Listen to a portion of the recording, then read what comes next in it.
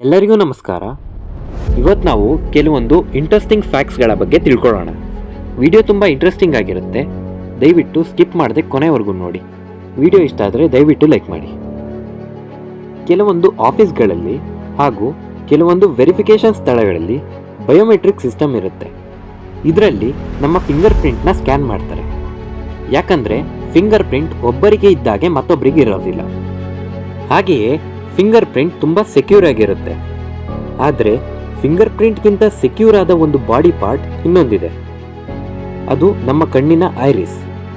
ಸಾಮಾನ್ಯವಾಗಿ ಫಿಂಗರ್ ಪ್ರಿಂಟ್ಗೆ 40ಕ್ಕೂ ಹೆಚ್ಚು ಯೂನಿಕ್ ಕ್ಯಾರೆಕ್ಟರಿಸ್ಟಿಕ್ಸ್ಗಳಿದ್ದರೆ ಕಣ್ಣಿನ ಐರಿಸ್ಗೆ ಸುಮಾರು 226ಕ್ಕೂ ಹೆಚ್ಚು ಯೂನಿಕ್ ಕ್ಯಾರೆಕ್ಟರಿಸ್ಟಿಕ್ಸ್ಗಳು ಇರ್ತವೆ.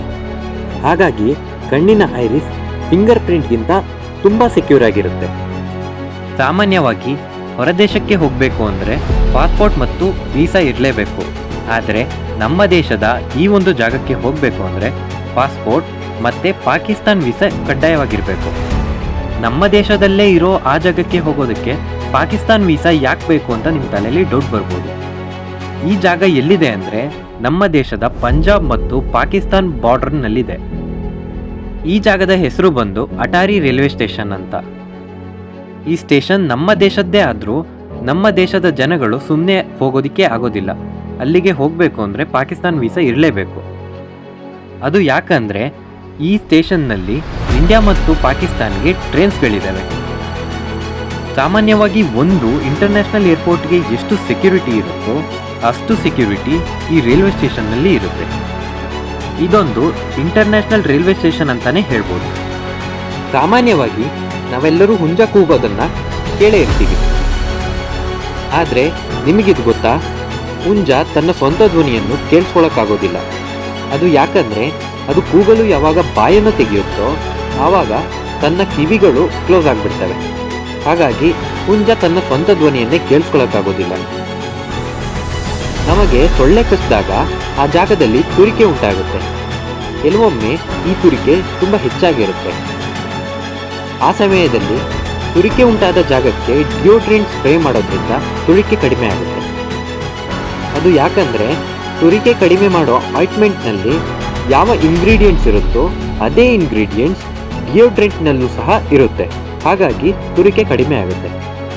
ಖಾರದ ಪದಾರ್ಥ ತಿಂದಾಗ ನಮ್ಮ ಬಾಯಿ ಖಾರ ಆಗೋದು ಸಾಮಾನ್ಯ. ಆ ಸಮಯದಲ್ಲಿ ಎಷ್ಟೇ ನೀರು ಕುಡಿದರೂ ಖಾರ ಕಮ್ಮಿ ಆಗಿರೋದಿಲ್ಲ. ಆದರೆ ನೆಕ್ಸ್ಟ್ ಟೈಮ್ ನೀರಿನ ಬದಲಾಗಿ ಹಾಲನ್ನು ಕುಡೀರಿ, ಖಾರ ಇಮಿಡಿಯೇಟ್ ಕಡಿಮೆ ಆಗುತ್ತೆ.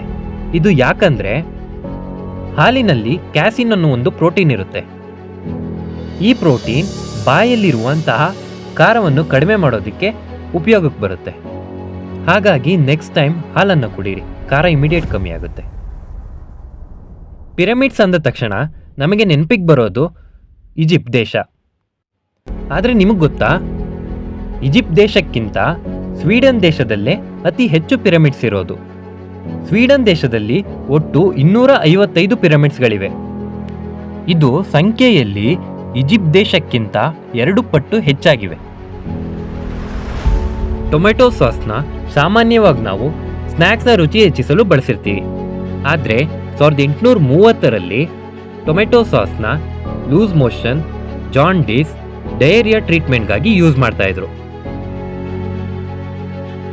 ಸಾಮಾನ್ಯವಾಗಿ ನೇಲ್ ಪಾಲಿಶ್ ಅಂದರೆ ಹುಡುಗಿಯರಿಗೆ ತುಂಬ ಇಷ್ಟ ಇರುತ್ತೆ. ಆದರೆ ನಿಮಗಿದು ಗೊತ್ತಾ, ನೇಲ್ ಪಾಲಿಷ್ನ ನೀರಿನಲ್ಲಿ ಹಾಕಿ ಬೆಂಕಿಯನ್ನು ಹತ್ತಿಸಿದ್ರೆ ನೀರಿನಲ್ಲೂ ಸಹ ಬೆಂಕಿ ಹತ್ತಿ ಉರಿಯುತ್ತೆ. ಇದು ಯಾಕಂದರೆ ನೇಲ್ ಪಾಲಿಷ್ನಲ್ಲಿ ಟೋಲಿನ್ ಹಾಗೂ ಅಸಿಟೋನ್ ಎಂಬುವ ಕೆಮಿಕಲ್ ಪದಾರ್ಥಗಳು ಇರ್ತವೆ. ಇವು ನೀರಿನಲ್ಲೂ ಸಹ ಬೆಂಕಿ ಹತ್ತಿಕೊಳ್ಳಲು ಸಹಕಾರಿಯಾಗ್ತವೆ. ಇದಿಷ್ಟು ಇವತ್ತಿನ ವಿಡಿಯೋ. ಇದೇ ರೀತಿ ಇನ್ಫಾರ್ಮೇಟಿವ್ ವಿಡಿಯೋಸ್ಗಾಗಿ ನಮ್ಮ ಚಾನಲ್ನ ಸಬ್ಸ್ಕ್ರೈಬ್ ಮಾಡಿ.